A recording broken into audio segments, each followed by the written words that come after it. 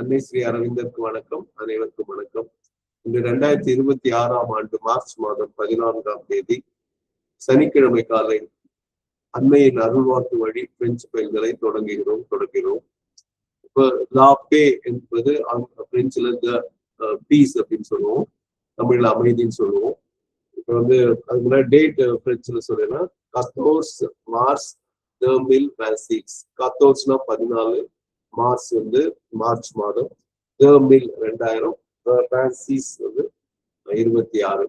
Dans la paix et le silence intérieur, vous deviendrez de plus en plus conscient de la présence constante.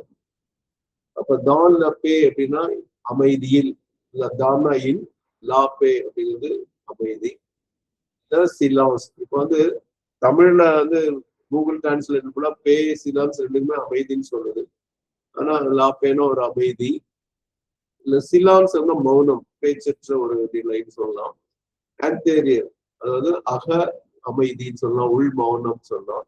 பூ தெவியந்திரே, பூனா நீங்கள், தெவிய அப்படின்னு தெவனீர், அதோட அடிப்படை நீங்க எழுதுற நோட்ஸ் எடுக்கிறவங்கலாம் டிஇவிஐ, இங்கிலீஷ்ல சொல்ற டிஇவிஇஎன்ஐஆர் அதை வச்சு எழுத்துக்களை, பிரெஞ்சுல சொன்னா அப்படின்னு சொன்னா டு பிகம் அர்த்தம். அதோட ஃபியூச்சர் தெவியந்திரே, ஆகி விடுவீர்கள் அப்படிங்கிற இதுல தெவியந்திரே. more and more. அந்த conscient de la présence constante, conscious உணர்வோம், la présence constante, எப்பொழுதும் நிலைத்திருக்கு. அந்த பி கேபிட்டல் பண்ணுங்க, அந்த இறை இருப்பு, இறை இருத்தல் அப்படின்னு இறைவன்னே சொல்லிடலாம். la présence constante அப்படின்னு.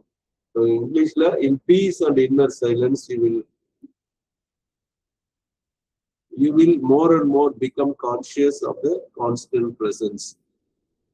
ஓகே, இப்ப அது அடுத்தது தமிழ்ல அமைதியிலும் உள் மௌனத்திலும் நீங்கள் நிலையான இறை இருப்பை பற்றி மேலும் மேலும் அறிந்து கொள்வீர்கள்.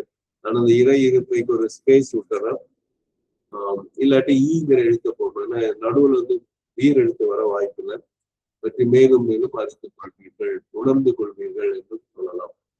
அன்னை ஸ்ரீ அரவிந்தருக்கு நன்றி, வணக்கம். அனைவருக்கும் நன்றி.